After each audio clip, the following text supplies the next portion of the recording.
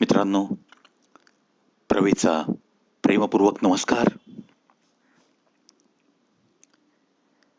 आपणास माहीतच आहे की माणसांमध्ये अनेक प्रकारच्या स्वभावाची माणसं त्या विधात्याने निर्माण केलेली आहेत. कोणी शांत असतो, कोणी संयमी असतो, कोणी रागीट असतो, कोणी खूप धडपडणारा असतो, कोणाला दुसऱ्यांशी काही देणं घेणं नसतो असा फटकून वागणारा असतो, कोणी डोक्याने तापट असतो, कोणी फटकळ असतो बोलण्याला. बाल मनावरती संस्कारांची जडणघडण कशी होते हेही तितकंच महत्वाचं असतं. तुम्हाला लहानपणी वातावरण काय मिळतं, ज्या छताखाली तुम्ही लहानाचे मोठे होता, ज्यांच्याकडे पाहत पाहत तुम्ही काही शिकता आणि त्यानंतर तुम्ही स्वतः जे शिक्षण घेता त्याच्यातून तरी स्वतःमध्ये असलेले काही अवगुण कमी करण्याचा प्रयत्न करता की नाही, याच्यावर सुद्धा तुमचा लोकांना माहीत असलेला, माहीत होणारा स्वभाव अवलंबून असतो.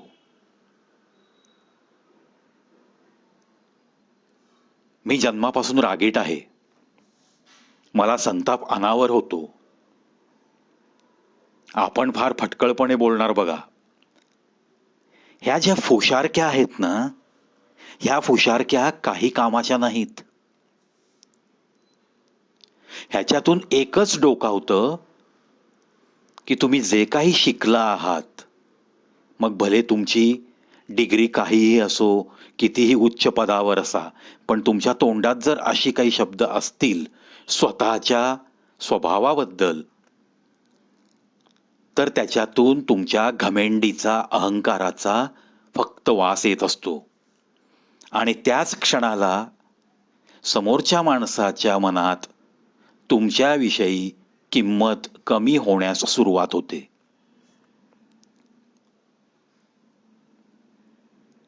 तुम्ही शिक्षण घेतलंयत, तुम्ही लहानाचे मोठे झालात, तुम्ही काही काम करताय, तुम्ही काही जबाबदाऱ्या पार पाडताय एक सुज्ञ नागरिक म्हणून. मग जन्मापासून मी असाच आहे, आपल्याला हे चालत नाही, ते चालत नाही, माझ्या नादी कोणी लागलं तर बघा, ही घमेंड कशाला? ह्याच्यातून तुमचं व्यक्तिमत्व, जी एक तुमच्या व्यक्तिमत्वाची समोरच्या माणसाच्या मनात तुमच्या तोंडून असे उद्गार येण्याच्या आधी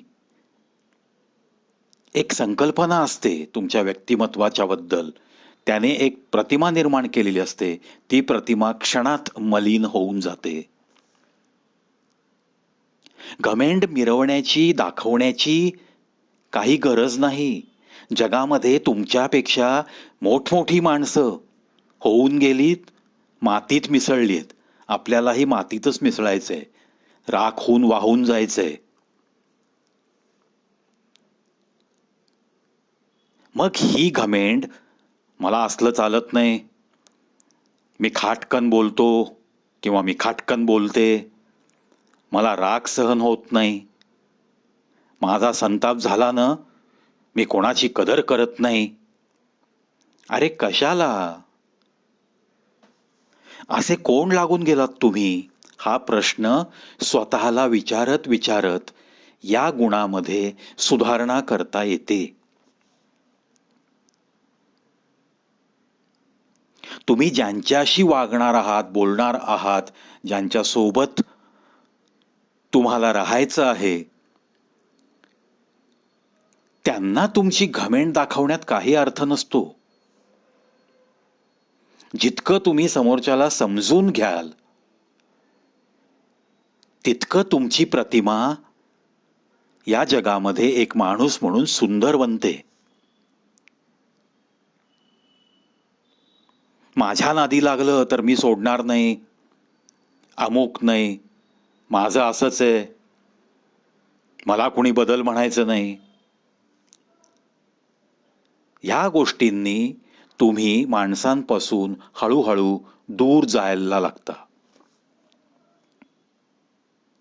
तुमच्यामध्ये माणुसकीचा अंशही नाही हे तुम्ही पदोपदी सिद्ध करत राहता. मग लोक विचार करायला लागतात, नक्की घमेंड तुम्हाला कशाची आहे? तुमच्या सौंदर्याची आहे, तुमच्या रंगारूपाची आहे, तुमच्या संपत्तीची आहे, कशाची आहे? कोणत्या कुळात जन्माला आला म्हणून आहे? का तुमच्या घरात खूप मोठी शिकलेली माणसं आहेत, त्या शिक्षणाची घमेंड आहे? तुमच्या स्वतःच्या शिक्षणाची घमेंड आहे? तुमच्या समोर जग काय कचरा असतं का? प्रत्येक माणसात त्या देवाने काही न काही अतिशय चांगलं असं दिलेलंच असतं. त्यामुळे एखाद्याला शून्य समजण्याची प्रवृत्ती ही जर सोडून दिलीत तरच व्यक्तिमत्व, म्हणजे तुम्हाला अशा व्यक्तीला व्यक्तिमत्व हा शब्द वापरता येईल. आणि हे जर जमलं नाही तर तुम्ही फक्त एक किडे मकोडे सारखे माणूस म्हणून जन्माला आलात आणि तुम्ही गेलात. गेल्यानंतर तुमच्याविषयी एकही वाक्य आसपासच्या लोकांकडून चांगलं ऐकू येणार नाही. मग हे कमवायचे का माणूस म्हणून जन्माला आल्यानंतर? मग कुठेतरी घमेंड ही आपल्या अंगातून काढण्याचा प्रयत्न करू. पहा तुम्ही आसपास काही माणसांची चाल अशी असते, चेहरा असा असतो, जणू काही सर्व काही त्यांनाच द्यायला देवाने रजा काढली होती आणि जणू काही देव त्यांना वरदान देऊन गेलाय, ही पृथ्वी तुझी आहे, तू कायमचा इथं राहणार आहेस, तू कायमची इथं राहणार आहेस. कशाला कशाला असे गुण दाखवता?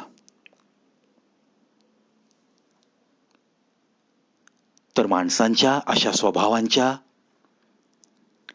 ह्या ज्या काही तऱ्हा असतात त्या पाहिल्या की मन विषण्ण होतं.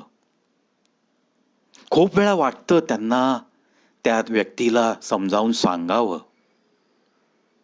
त्याला माणसाचं आयुष्य किती क्षणभंगूर आहे हे त्याला समजावून सांगावं, दाखले द्यावेत असंही वाटतं.